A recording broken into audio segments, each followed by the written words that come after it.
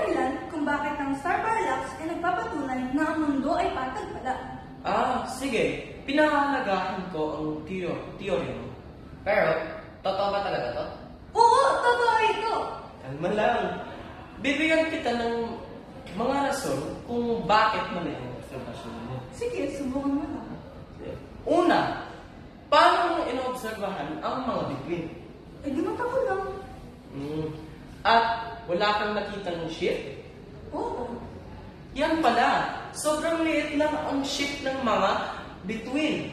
At dahil sa sobrang layo nila. At mayroon tayong modernong instrumento para matulong dito. Kailangan pala na instrumento? At hindi pala tama ang mga obserbasyon ko? Oo, believe mo na ba ang mundo ay bilog? Oo, salamat sa explanation. Yan nga, ang mundo ay bilog pala. Muli, ako si Lander. Ako ay si Alex. At ako si Gwen. At salamat sa pagpunta sa Flat Out Rock.